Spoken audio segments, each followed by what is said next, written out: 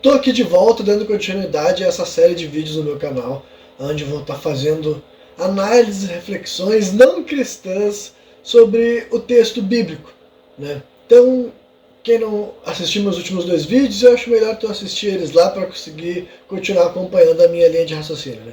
Então, o sétimo capítulo do Gênesis é o que de fato cai e sobe as águas do dilúvio sobre a terra, né? Então, a primeira coisa que eu quero falar sobre esse capítulo é que hoje em dia, nos últimos 20 anos mais ou menos, a gente conseguiu aproximar muito mais o cristianismo de outras religiões ali da região do Oriente Próximo, digamos assim, sabe? Oriente Médio também, que são até termos também que já caíram em desuso. Mas a própria Suméria, por exemplo, a Suméria, a Babilônia, são regiões que a gente não conhecia quase nada efetivamente, sabe? Quando eu digo a gente, quero dizer o grande público, né, essas informações terem saído tipo assim, dos campos onde elas tinham recém-descobertas e ser divulgado para as pessoas. Então, assim, existe um paralelo de um dilúvio babilônico com o dilúvio bíblico muito claro, sabe? E não é nem apenas que nem outras religiões também contém um dilúvio, mas esse dilúvio babilônico, os paralelos são muito grandes, desde ser tipo assim, uma espécie de vontade dos deuses mandar o dilúvio para a Terra, que no caso da Babilônia tem mais de um deus por trás desse desejo, né? Mas algum deus orientar um ser humano a fazer uma arca, o material a ser utilizado para fazer a arca, o método de revestir a arca, colocar ali dentro animais e plantas que serão necessárias para depois fazer uma espécie de repopulação e também reflorestamento, né, do planeta, digamos assim. Então, assim, são até também na hora de checar o nível da água que teria sido baixado ao longo dos dias após as comportas terem se fechado, até os animais serem corvos e pombas também são os mesmos animais. Então, assim, são paralelos em demasia para qualquer espécie assim, de tentativa de negar o fato de que essas origens podem estar até juntas, entendeu? Então eu vou dizer que o seguinte, nem é uma simplificação também que conforme há muito tempo atrás eu tinha uma visão muito abstrata do que era a religião cristã e a Bíblia. Eu achava que a Bíblia era um livro inteiro escrito por uma pessoa, e eu pensava que a religião cristã tinha que ser, tipo, era meio que soberana, sabe? Do ponto de vista de que ela tinha que ser única. E essas duas coisas não são verdades, né? Então, assim, a religião cristã não só não é única, ela tem muita coisa em comum com outras religiões da época, do período que ela existe, do espaço geográfico que ela existe, porque todas as formas de cultura do nosso planeta, elas são construídas assim. Não existe nenhuma cultura que se desenvolve a partir do nada, abstrata. Apesar de até mesmo na Bíblia ter algumas coisas, tipo assim, sei lá, a tábua dos mandamentos e coisas do tipo, que alguns cristãos vão querer advogar que são coisas inéditas, sabe? Eu tô falando mais assim das características formativas daquela religião, para até a religião ganhar força e até mesmo os seus mitos, porque os mitos de fundação de uma religião também são importantes para a religião se cimentar, digamos assim, né? Então, assim, essas similaridades entre o dilúvio bíblico e o dilúvio babilônico, para começar, eles também não surgem como uma cópia, como outras pessoas também antagônicas ao cristianismo, que de certa forma eu também sou, mas tem pessoas que têm uma visão infantil dessa visão, que é tipo assim, como se a religião ou a cultura babilônica fosse algo perfeito, muito bem estabelecido e arquitetado num livro ou num filme, que geralmente quando as pessoas pensam nessa ideia de copiar e plágio, eles estão copiando na nossa visão moderna de direitos autorais e coisas do tipo, sabe? Então a religião babilônica não é algo assim soberano também, que foi criado sozinho, livre de influência, no nada, e depois chegou uma pessoa cristã e de alguma forma copiou aquilo e introjetou numa nova religião, que nesse presente momento até o Antigo Testamento a gente até pode discutir se ele é cristão ou não. Nessa versão aqui ele é cristão com certeza, porque ele já é retificado, digamos, numa lógica de que virá o Novo Testamento depois, mas em algum momento o Antigo Testamento, que é mais antigo do que o Novo mesmo, foi escrito anteriormente, ele nem mesmo era, né, do cristianismo, era unicamente da religião hebraica, que é a religião judaica hoje em dia. Então, assim, todas essas coisas é o tipo de coisa que eu não tinha na minha cabeça e que me evitava ler a Bíblia. Que hoje em dia eu tendo essas realizações, eu consigo ler essas coisas, perceber que existe essa similaridade intensa entre o cristianismo e a Babilônia, e isso é a única coisa que era esperada de uma religião real, que foi cultuada e que surgiu no período antigo, que ela tivesse similaridades com outras de suas religiões do seu contexto. Então, assim, se a pessoa precisa dessa ideia de que o cristianismo é algo totalmente único e ele não compartilha nada com todo o resto do mundo à sua volta, talvez ele fique abalado com essas realizações arqueológicas que a gente está tendo recentemente. Mas nem para mim, que sou antagônico com essa lógica, digo que as coisas são assim, entendeu? A única questão é que eu nunca acreditei que o cristianismo necessariamente era a única religião a ser seguida. Então isso para mim não é um problema, sabe? Talvez para as pessoas que têm essa visão muito clara, o cristianismo é a única visão que tem seguida porque ela é especial, ela é única, ela é incomparável, é a única que é verdadeira. Essa visão que geralmente leva a pessoa a ir até o cristianismo ou qualquer religião abrâmica que seja, talvez, né? Só que assim, eu nunca tive essa visão de mundo, né? E hoje em dia, então para mim é muito mais tranquilo enxergar que é óbvio que a religião abraâmica ou religião cristã tem alguma coisa a ver com os mitos de fundação da Babilônia, porque era o mesmo período, era o mesmo contexto. A Babilônia era citada nas escrituras bíblicas, entendeu? Então, assim, principalmente na época que essas coisas estavam sendo escritas, sabe? Os babilônicos, apesar de não ser o mesmo povo, eles conviviam ali. Eles tinham muitos dos seus mitos de fundação e de origem arquitetados, sabe, ou arcabouçados nas mesmas crenças, sabe? Então, assim, para mim essa parte do texto é tranquila e esperada, né? Mas é claro também que eu disse que essa minha análise aqui é para interpretar o próprio cânon bíblico, não é para ficar questionando se a narrativa pode acontecer ou não. Eu já falei que, por exemplo, o dilúvio bíblico obviamente está na esfera da impossibilidade, né? Outra coisa que tem em comum nesses dois relatos, por exemplo, tanto no babilônico quanto no dilúvio bíblico, é a ideia de que tinham poços de água nas profundezas da terra, algo que até onde eu sei não é corroborado cientificamente, mas é dito especificamente nos dois mitos de dilúvio essa ideia de que poços de água das profundezas se abriram e com portas do céu se abriram. Então, assim, eu até digo para vocês que evidentemente é impossível acontecer de uma forma científica, do jeito que a gente compreende a realidade, mas para as pessoas que querem acreditar no dilúvio bíblico, vocês podem se ater à possibilidade de ser algo realmente mágico, entendeu? Porque essa descrição sequer tem a ver com a nossa visão de mundo. Então, quem sabe essa água toda era provida de fontes mágicas mesmo, sabe? E eu digo isso sem soar debochado, irônico, mas assim, a possibilidade de ser algo que aconteceu com as nossas leis, tipo uma chuva que foi gerada através da evaporação de água que foi sendo condensada pouco a pouco nas nuvens, se é que era esse o fenômeno que eu deveria estar descrevendo, sabe?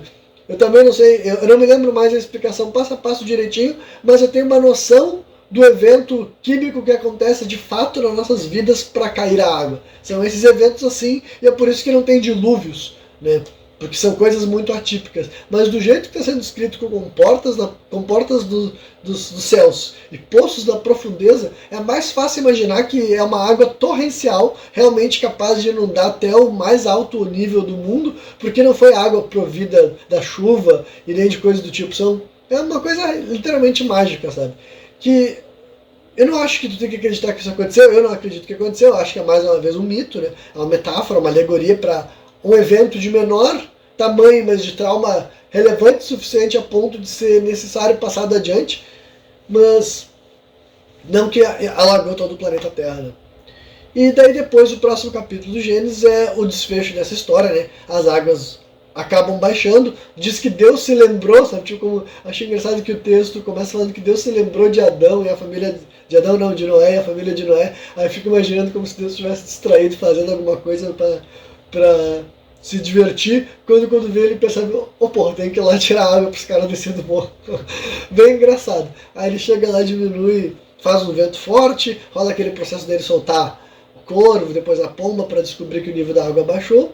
Mas a parte que eu quero analisar mesmo desse segundo capítulo de hoje, no capítulo 8, é que também as similaridades, assim, até com a ideia de sacrifício para um Deus, sabe? A primeira aliança entre Javé, que é o nome que eu vou dar ao Deus cristão, que para quem está acompanhando sabe que para mim o Deus cristão não é a força criadora, blá blá, ele é só um entre vários outros deuses que arquitetou um plano para se solidificar como o Deus criador, mesmo sem ele o selo, né?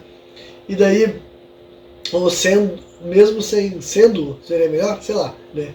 Enfim, o ponto é que daí Noé faz o sacrifício ao Deus, não explica muito de onde que vem essa lógica de sacrifício, se o sacrifício já existia, se Deus soprou alguma noção, mas Noé faz o tal de holocausto, né? Que é sacrificar, queimar animais puros. Eu fico me perguntando se essa ideia de matar animal queimado vivo é menos ou mais horrível do que assassinar um animal com uma arma, né?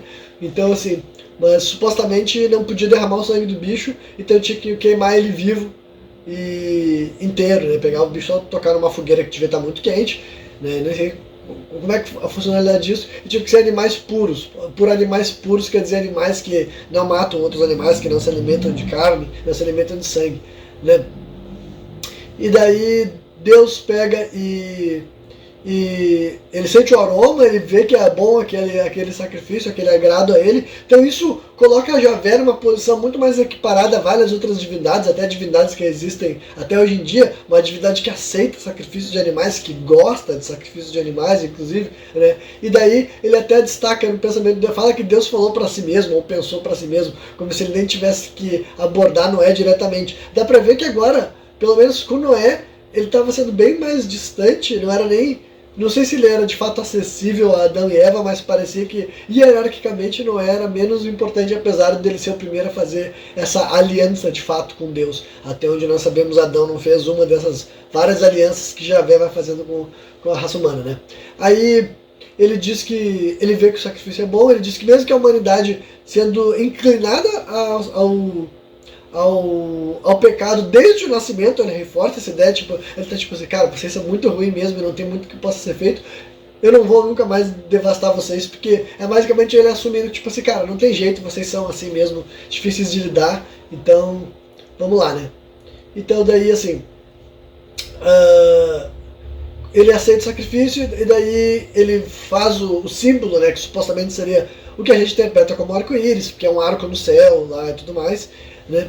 E daí mostra também ele destacando que aparentemente a partir de agora que a humanidade vai poder começar a comer carne, porque ele diz que agora vai ser o terror de todos os animais que existem na terra, no céu e na água, e que assim como as plantas, as frutas foram dadas a eles, agora isso também é dado a eles. Então dá a entender que a humanidade antes desse tempo era vegetariana, alguma coisa do tipo, sabe? Como se... E mais uma vez, isso aqui não é... Eu não estou alegando que esse é um fato histórico na nossa existência. Estou dizendo que, basicamente, dentro do texto, dá a ideia de que aos humanos não era possível comer a carne. Ele ainda destaca que não pode comer o espírito, que está contido no sangue, né? Eu não sou uma pessoa que gosta de comer carne mal passada. E eu tenho essa noção de que talvez o sangue tenha um espírito, né? Porque essa é uma doutrina também validada, até mesmo, sei lá, para quem frequenta espaços de religião de matriz africana, né, ou afro-brasileira, melhor dizendo, já deve ter ouvido ou visto coisas que corroboram essa ideia, né, que o sangue tem uma força, tem o seu valor, né, justamente porque é ali onde habita a alma, né, e é por isso que Deus disse que se a gente for comer carne, não pode ter sangue, né, Deus não, né, Javé. E, enfim, e também é dito ali também que não é para ser humano derramar o sangue um do outro. Eu me pergunto se isso não está fazendo uma analogia, talvez num período na história da humanidade em que já existiu o Homo sapiens e o Homo sapiens devastou os outros hominídeos, mas que talvez nessa visão de um mundo de Javé, esses outros hominídeos não eram homens, tá ligado? Por que eu tô falando isso? Porque no contexto do Antigo Testamento, é cedo demais para introduzir uma ideia, tipo assim, universalista e pacífica, que é o que essa passagem hoje em dia dá a entender. Dizer para não matar nenhum outro homem, tipo, é de uma lógica que o Antigo Testamento sequer conhece, porque era uma lógica, tipo assim, que deuses e divindades são divindades locais, atreladas a um povo. E então elas têm, tipo assim, não existe muito essa coisa assim de todo mundo viver pacificamente, porque a realidade daquele mundo não permite. Assim como podemos discutir aqui, essa é a mesma realidade até hoje em dia, se a gente for parar para pensar, mas isso daí é uma análise geopolítica que eu não posso fazer no meio desse vídeo. Então, assim, basicamente, o que eu imagino que talvez, porque é difícil entender em que período da história, tipo, como eu interpreto esses textos? Eu estou interpretando o texto de uma ótica de ser um canon bíblico de que está querendo passar uma narrativa. Mas ainda assim eu faço paralelos a eventos reais da nossa história. Então por que um Deus ia estar querendo se passar como uma divindade que não aprova, não tolera a morte, num período em que confrontos ainda entre reinos e impérios deveriam estar acontecendo frequentemente, sabe? Só que talvez nessa figura, isso daí é no período de Noé. Sabe, Noé vai começar a popular o planeta Terra inteiro, que é isso que vai teoricamente acontecer. Todos os filhos, ele e seus filhos vão popular o planeta Terra inteiro. Então isso é anterior a esse período ainda, entende? Então que período da história do nosso planeta deveria ser? Talvez seja na época que existiam os outros hominídeos. E talvez esses hominídeos da visão de Javé fossem animais. E assim sendo, ele acabou de aprovar o massacre deliberado de animais pelos seres humanos. Sabe? Ele acabou de... Quando firma a aliança é o momento que ele diz: vocês podem fazer o que quiser com os bichos de agora em diante. Então é o que eu consigo imaginar. Talvez Javé não enxergasse os outros hominídeos como humanos, então não seria pecado matar eles, porque basicamente acho que nesse período histórico que a gente está ainda, entendeu? Está antes ainda das tribos se assentar, digamos assim, porque logo a seguir, na verdade, a parte mais importante é no final do capítulo 9. Mas eu vou mencionar o capítulo 10 já, porque daí eu vou incluir ele nesse vídeo aqui mesmo, porque o capítulo 10 ele só fala das tribos. Basicamente ele só fala quem os filhos de Noé deram origem e desenvolve bastante a linhagem neles, em nome de filhos e filhas e vários descendentes.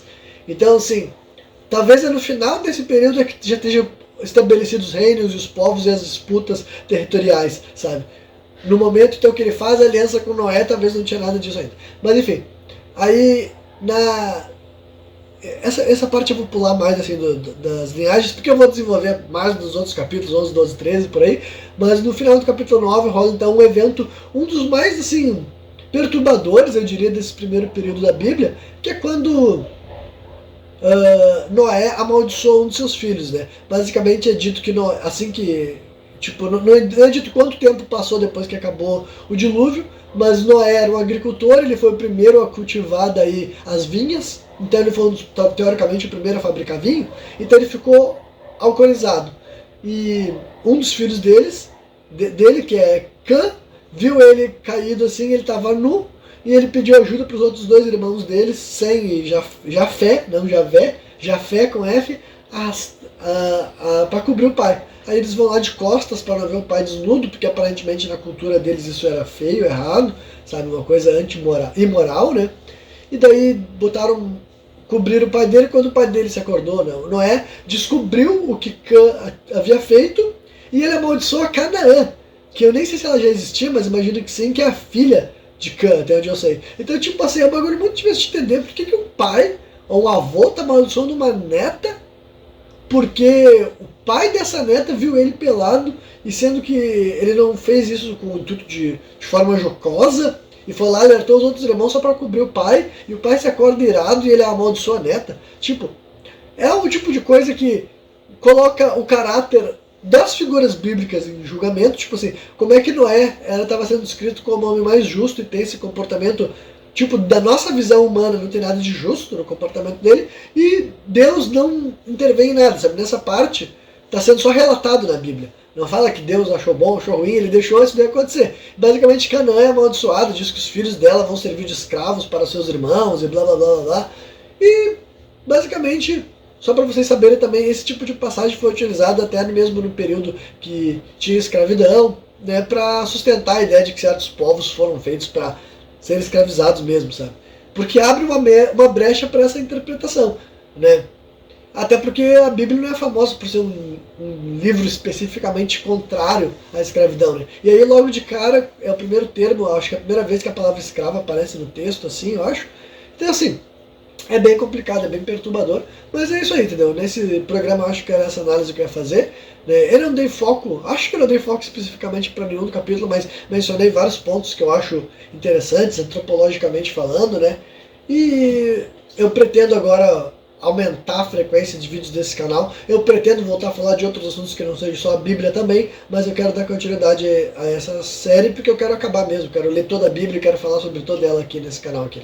Então quem me viu pelo YouTube, eu espero que tenha curtido. Deixa um like, se inscreve no meu canal. Se tu assistiu pelo TikTok, deixa um like também e passa a me seguir aí. Valeu, até a próxima.